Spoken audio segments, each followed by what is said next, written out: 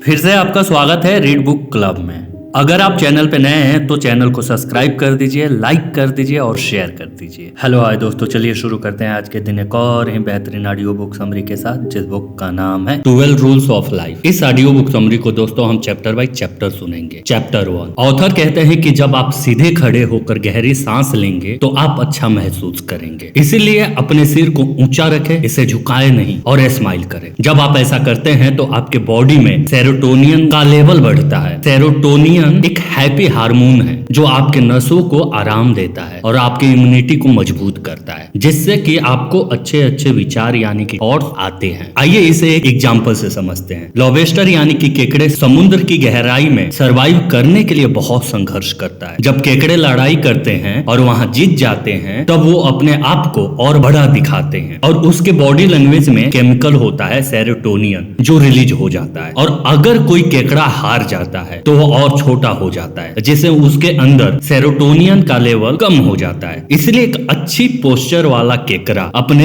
Area का winner होता है, वो आसानी से अपने शिकार को फंसा सकता है। वहीं दूसरी ओर एक झुका हुआ केकड़ा हमेशा एक लूजर होता है, उसके बॉडी में सेरोटोनियन का लेवल कम होता है। इंसान भी इस पहलू में बिल्कुल केकड़े की तरह ही होते हैं, इसलिए खुद को लूजर मत समझिए। अच्छे मौके आपको तभी मिलेंगे जब आप पॉजिटिव होंगे और पॉजिटिव बातें करेंगे, सोचेंगे। तो आज से ही तन कर चलना शुरू कर दीजिए और अपने बॉडी में सेरोटोनियन का लेवल बढ़ाइए। चैप्टर 2, जब हमारा कोई फैमिली मेंबर बीमार पड़ जाता है तो हम उनका कितना ध्यान रखते हैं। हम उन्हें डॉक्टर के पास ले जाते हैं, उन्हें समय पे दवाइयाँ देते हैं और हर वो चीज करते हैं जिससे वो जल्दी से जल्दी ठीक हो जाए। लेकिन जब हम खुद बीमार होते हैं तो अपना ध्यान नहीं रखते, समय पे डॉक्टर के पास नहीं जाते और अगर डॉक्टर के पास चले भी गए तो समय पे दवाई नहीं खाते। दोस्तों, आपको खुद से भी उतना ही प्यार करना चाहिए जितना आप अपने परिवार से करते हैं। अगर आप खुद पे कंट्रोल करना और डिसिप्लिन में रहना सीख लेते हैं तो जरा सोचिए आपकी जिंदगी कितनी बदल जाएगी और आप कितना ऑर्गेनाइज हो जाएंगे। अगर आप स्वस्थ और खुश होंगे तो इसका पॉजिटिव असर आपके लाइफ के हर पहलू पे पड़ेगा, जिससे आप ज्यादा प्रोडक्टिव हो जाएंगे। तो इसीलिए आज से ही खुद का परवाह करना और अपना ध्यान रखना शुरू कर दे। चैप्टर 3, अगर कोई ऐसा इंसान आपका दोस्त है जिससे दोस्ती करने के लिए आप कभी किसी और को नहीं कहेंगे, भला आपने खुद उसे अपना दोस्त क्यों बना रखा है? इसीलिए आपको ऐसे लोगों को दोस्त बनाना चाहिए जो चीजों को बेहतर बनाना चाहते हो, जो आपके लक्ष्य को पाने में मदद करता हो और अगर आप कुछ गलत करते हो तो आपको डांटने और सही रास्ते पे चलने के लिए कह सकने का हिम्मत रखता हो। आइए इसे एक एग्जांपल से समझते हैं। ऑथर कहते हैं कि उनका एक दोस्त था एड, जो बहुत इंटेलिजेंट और स्मार्ट था। दोनों साथ में पार्टी करते थे। ऑथर ने कॉलेज में एडमिशन ले लिया, लेकिन एड नशा करने लगा था। ऐसे दोस्त के साथ समय बिताने लगा जो कॉलेज के बीच में ही छोड़ चुके थे। एक दिन ऑथर ने एड को अपने घर बुलाया, लेकिन एड अकेले नहीं, उसके साथ उसका दोस्त कार्ल भी साथ में आया था। ऑथर उन्हें देखते ही समझ गए कि वो दोनों नशे में चूर। आखिर ऑथर एड को एकांत में ले गए और उन्हें वहां से जाने के लिए कहा। ऐसे लोगों के साथ रहना जो नशा करते हैं, आलसी हैं और लाइफ में जिसका कोई पर्पज नहीं है, बहुत दुख की बात है। लेकिन आप किसके साथ दोस्ती रखना चाहते हैं ये सिर्फ आपकी चॉइस है। इसलिए दोस्तों, लाइफ में लक्ष्य का होना बहुत जरूरी है। अपने अंदर विनम्रता लाएं और जरा साहस दिखाएं। अपने निर्णय क्षमता का इस्तेमाल करें और स्वयं को ऐसे लोगों से बचाएं जो गलत रिश्ते पे चल रहा हो और लोगों से जुड़े जो लोग आपका हित चाहते हैं और उन्हें अपना दोस्त बना लें। चैप्टर 4, ऑथर कहते हैं कि आप भले ही किसी स्किल में महारथी हो, पर आपको कोई ना कोई ऐसा आदमी जरूर मिल जाएगा जिसके सामने आप असक्षम नजर आएंगे। इसलिए अगर आप एक गिटारिस्ट हैं तो खुद को जिमी पेज से कंपेयर मत कीजिए और अगर आप शेफ हैं तो खुद को मास्टर शेफ गार्डन रामसे से कंपेयर मत कीजिए। आपके पास अपना एक यूनिक स्किल है, इसीलिए आप उनसे अलग हैं, उनसे कम नहीं। आप खुद में एक यूनिक इंसान है, बिल्कुल आपके जैसा इस पूरे दुनिया में दूसरा कोई इंसान नहीं है। इसलिए आप जैसा हैं खुद को वैसा एक्सेप्ट करें। आपके जो हुनर हैं उन्हें बेहतर कीजिए। दोस्तों, अगर आप दूसरों की नकल करेंगे तो ना उनके जैसा बन पाएंगे और ना ही आपकी खुद की कोई अलग पहचान बन पाएगी। इसलिए खुद को दूसरों से कंपेयर करने की बजाय आप कल क्या थे उससे खुद को कंपेयर करें। ऐसा करने पर ही आप असल में फर्क देख पाएंगे। हर दिन खुद को कल से अच्छा बनाने की कोशिश करें, इससे आपको सच में खुद पे प्राउड फील होने लगेगा। अपने आप आपको दूसरों से कंपेयर करना आपको नेगेटिव बना देगा, आपके आत्मविश्वास को कम कर देगा। इसलिए आपका लक्ष्य खुद को कल से एक बेहतर इंसान बनाने का होना चाहिए। चैप्टर 5 ऑथर कहते हैं कि एक 3 साल का बच्चा एक भीड़ भाड़ वाले एयरपोर्ट पे अपने पेरेंट्स के पीछे पीछे चल रहा था, जो बहुत शरारत कर रहा था। वह सबके सामने जोर जोर से चिल्ला रहा था। उसके माता पिता उसे अनदेखा कर रहे थे और वो बहुत शर्मिंदा भी हो रहे थे, लेकिन बस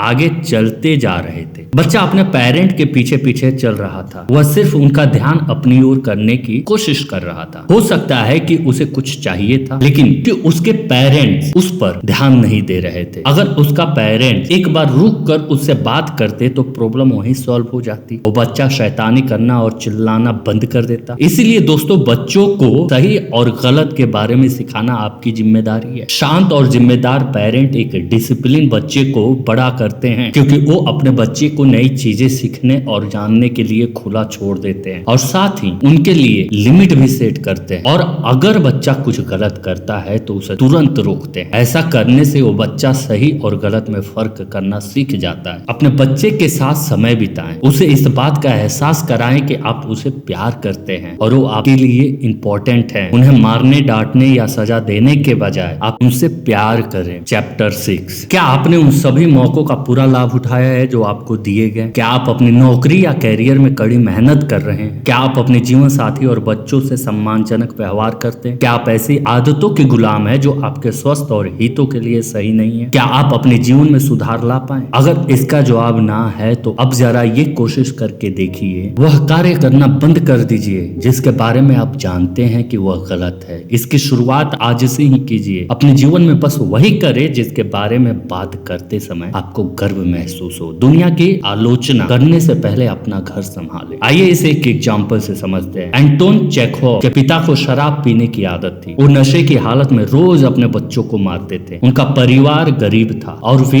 एक छोटे से मकान में रहते थे। एंटोन के भाई बिल्कुल अपने पिता की तरह हो गए थे, लेकिन एंटोन ने बहुत मेहनत की और पढ़ाई में ध्यान लगाया, जिससे उसको स्कॉलरशिप मिल गई। उन्होंने खुद पे अपने माहौल का असर नहीं होने दिया। अपनी सोच को पॉजिटिव रखते हुए एंटोन ने एक बहुत अच्छी मिसाल पेश की। उन्होंने अपने भाइयों को भी बदलने के लिए इंकरेज किया और आगे चलकर एंटोन बहुत सक्सेसफुल लेखक बने। आज भी उनके बुक्स न जाने कितने लोगों के इंप्रेशन हैं। चैप्टर 7 मोमेंट में मजे करने के बजाय अपनी फ्यूचर और पूरी लाइफ के बारे में सोचें और ये देखो कि आपका पैशन क्या है, आप किस लिए जीते हैं, आपका सच क्या है और उसे फॉलो करना स्टार्ट करें। अपने आप से पूछे कि आप इस दुनिया को कैसे बेहतर बना सकते हैं और आपको आज ऐसा करना है जो आपको फ्यूचर में काम आए। जब आप किसी मकसद को पूरा करने में अपनी लाइफ लगाएंगे तब आप देखेंगे कि आप ज्यादा ऑर्गेनाइज हो गए हैं। तो थैंक यू दोस्तों, ये थी आज की ऑडियो बुक समरी।